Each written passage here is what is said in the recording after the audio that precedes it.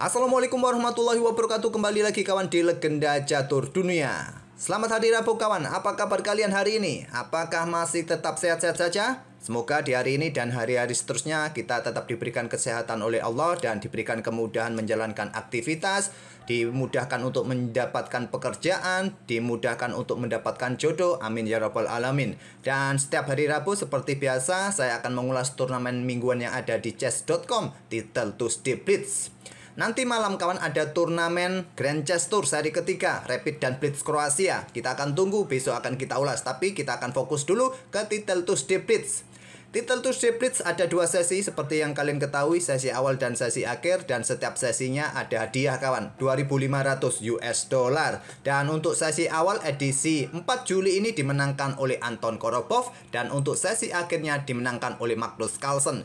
Jarang-jarang Magnus Carlsen ini menang di Title Tuesday Blitz kawan. Tapi untuk edisi 4 Juli ini sangat impresif kawan. Dari 11 game yang dimainkan oleh Magnus Carlsen, dia tak tersentuh kekalahan, menang terus 11 babak. Dan kita akan mengulas permainan Magnus Carlsen ini saat berhadapan dengan Hikaru Nakamura pada game ke-10-nya. Langsung saja kita ke atas papan kawan. Biasanya Magnus Carlsen ini hanya bermain satu sesi saja kawan, apakah itu sesi awal ataupun sesi akhir. Dan cukup menarik untuk edisi 4 Juli ini kawan, saat pegang hitam, Magnus Carlsen ini memilih pembukaan yang tak umum kawan, yaitu dengan pembukaan St. George Defense. Dari 5 game saat pegang hitam, semuanya Magnus Carlsen bermain dengan St. George Defense ini kawan saat menghadapi lawan-lawannya. Apakah bermain dengan pion E4 putih, pion D4, Magnus Carlsen selalu membalas dengan permainan pion A6. Atau bahkan juga ada lawannya bermain dengan ready opening, Magnus Carlsen juga membalas dengan pion A6 ini. Oke, berlanjut, Nakamura melanjutkan dengan pion D4, Carlsen pion C6, dan di sini Nakamura mendorong pion D5. Kalau menurut perhitungan engine, kuda C3 tadi yang lebih kuat kawan, dan Carlsen melanjutkan dengan kuda F6 untuk serang pion E4, baru sekarang kuda C3 dan Carlsen baku hantam pion C pukul pion D5. Di sini engine menilai ambil balik menggunakan kuda langsung merupakan pilihan terkuat, tapi memilih mendorong pion E5 ancam kuda. Kuda memilih ke peta E4, menantang pertukaran kawan, ditolak. Nakamura memilih untuk ambil pion D5, kuda ambil pion D5, dan Carlsen mengusir dengan pion E6. Kuda memilih mundur ke peta E3, dan Carlsen langsung mengeluarkan menteri ke peta A5 skak. Blokade dengan pion C3, Carlsen ambil balik pion putih di peta E5, kemudian Nakamura melanjutkan manuver kudanya ke C4 ancam menteri. Menteri mundur ke C7, di sini melanjutkan pengembangan gajah gelap E3 Nakamura, dan selanjutnya gajah C5. Pilihan terkuatnya bagi hitam pada posisi ini adalah kuda ini kawan, manuver ke peta C5, tapi memilih mengeluarkan gajah gelapnya ke peta C5. Ini dimanfaatkan oleh Nakamura mengeluarkan menterinya langsung kawan. Pressure, tekan pion G7 atau dengan tempo juga ancam kuda.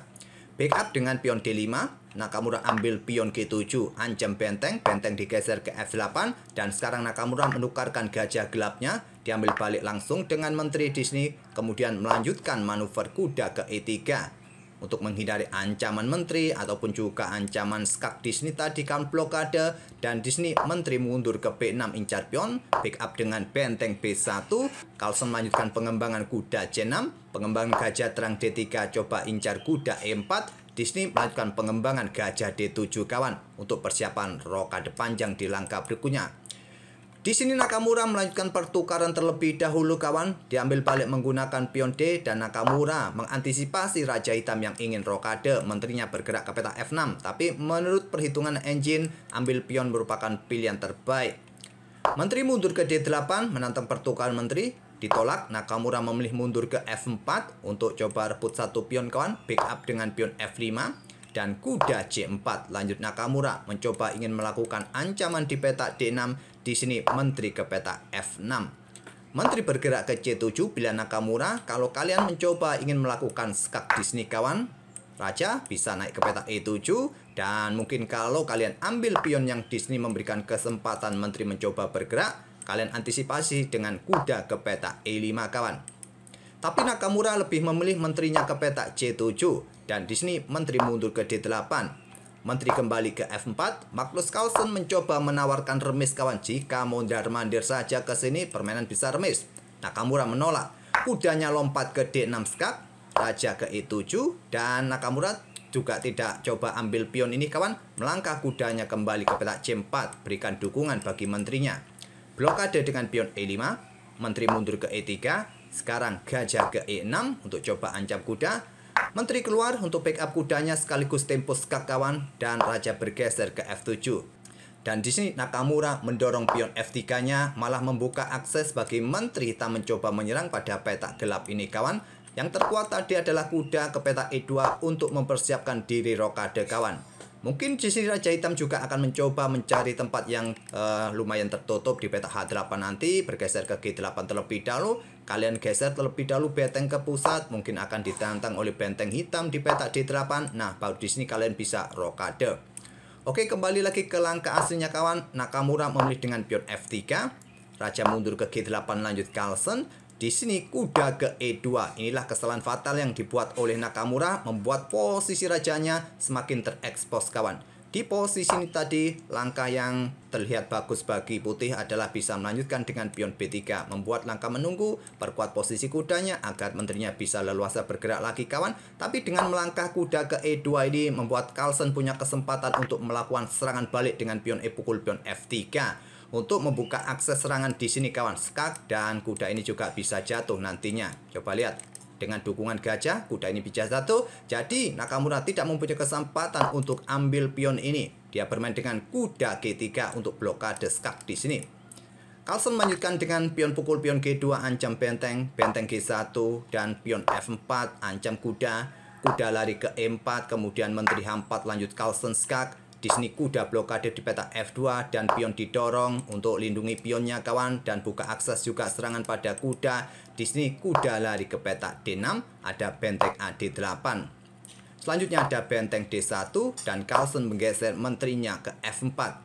Ingin mendapatkan pion H2 dan mendapatkan benteng di langkah berikutnya. Benteng sudah tidak bisa bergeser lagi kawan karena ada posisi pion hitam. Dan di sini diantisipasi Nakamura dengan kuda lompat ke E4 berkoneksi dengan saudaranya. Buka akses menteri menjaga benteng kawan. Tapi selepas Carlsen sikat kuda D6 ini dengan bentengnya, Nakamura menyerah di langkah ke-35. Ancamannya sederhana kawan. Kalau kuda ini ambil balik benteng, maka pion siap didorong tempo skak dan seterusnya. Kalian sudah tahu apa nanti efeknya kawan. Mau diambil oleh menteri, masih ada menteri hitam dengan dukungan benteng dari belakang.